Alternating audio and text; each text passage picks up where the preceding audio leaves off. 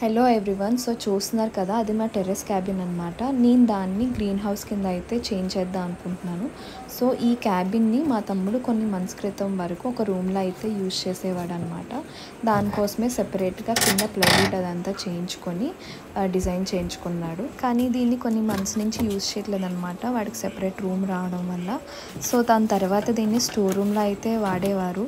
కానీ నాకు ఐడియా వచ్చిందనమాట, దీన్ని ఎందుకు స్టోర్ రూమ్లో యూజ్ చేయడం, గ్రీన్ హౌస్లో చేంజ్ చేస్తే బాగుంటుంది కదా, ఎలాగా మనకి డైరెక్ట్ సన్లైట్ అయితే వస్తుంది పైనుంచి.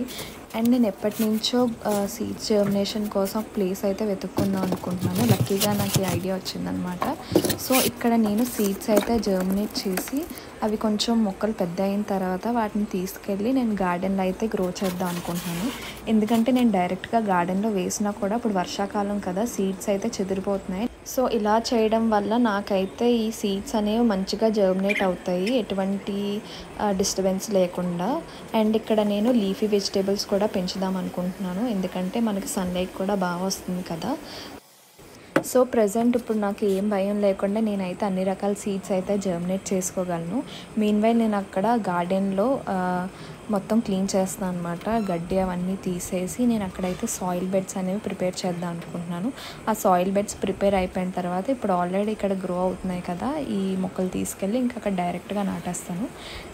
సో ప్రజెంట్ నేను నా దగ్గర అవైలబుల్గా ఉన్న వాటిలోనే మోస్ట్లీ నేను జర్మినేట్ చేసేస్తాను అనమాట. ఇలాగ ప్లాస్టిక్ లిడ్స్ లేదంటే ప్లాస్టిక్ డిస్పోజల్ గ్లాసెస్ ఉన్నాయి కదా, సో ఇలా ఇవే యూజ్ చేస్తున్నాను. అండ్ ఫైనల్గా లుక్ అయితే ఎలా ఉంది. నేను ఇంకా దీంట్లో ఇంకా సీడ్స్ అయితే జర్మినేట్ చేస్తాను అనమాట. వాటి అప్డేట్స్ కోసం నన్ను ఫాలో అవ్వండి.